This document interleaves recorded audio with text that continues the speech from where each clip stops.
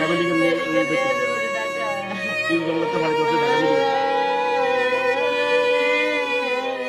আর নাতিন রে বলে বহলে যাইতেছিল যাও আমি সাথে সাথে বলে শুনতেছি আমরা এরকম কাঁপতে আছি কাপ কিছু শুনি না এরপর চিল্লাপাল্লা না হ্যাঁ দেখিছি দেখি না মানে বই দিয়ে বিয়ার ওয়ালের ভিতরে বলে মরে আছে খুললা বাইরে দেখি পুরো ইটার পরানো মানুষ দেখা যায় না। পরে চিকারের সাথে বুঝলাম যাতে ইটার তলে মানুষ আছে। তারপরে আমার স্বামী আর আমি একটা ইটা প্রথম উঠাইছি, 3টা মুখ দেখে আমি অজ্ঞান হয়ে গেছি, আর আমি কিছু বলতে পারি না। এখানেই তাদের বাসাও এখানে, এদিক দিয়ে যাইতেছিল, যাওয়ার পরে 2 মহিলা বাচ্চা সহ রাস্তার পাশের ওয়াল ভেঙে তাদের উপরে পড়লে বাচ্চাটার সাথে সাথে স্পট ডেড হয়ে যায়। আর বাচ্চার মা গুরুতর অবস্থা এবং মহিলা সহ তারা এখন মেডিকেল আছে। পরবর্তী পরিস্থিতি হয়তো তাদের মেডিকেল থেকে জানা যাবে। আর ভাবি আমার ডাক দিছে দিন শেষ হয়ে আছে, এলাকার লোক মারা গেছে, তাড়াতাড়ি তুমি কই। আর ভাবি আমার ডাক দিছে দিন শেষ হয়ে আছে, এলাকার লোক মারা গেছে, তাড়াতাড়ি তুমি কই। দেউ দাও আমার পাশে আইও।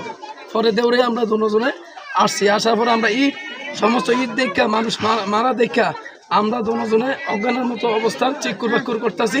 এলাকার লোক সমস্ত লোক আসছে এবং আমরা 2 জন নিহত, 1 জন মারা গেছে, 1 জন মারা গেছে, 2 জন আহত।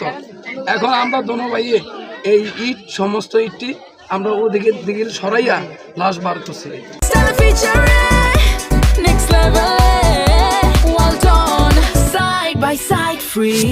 ভূমিকম্পর মাত্রাটা এত প্রায় ছিল যে হয়তোবা আমাদের বয়সে আমরা এরকম ভূমিকম্প দেখিনি।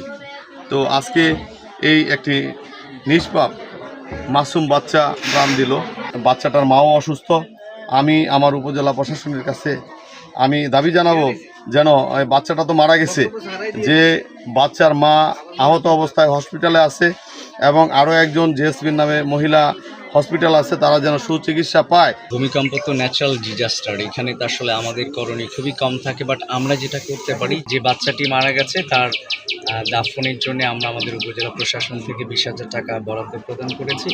একই সাথে তার মা ট্রিটমেন্টে রয়েছে এবং একজন প্রতিবেশী ট্রিটমেন্টে রয়েছে।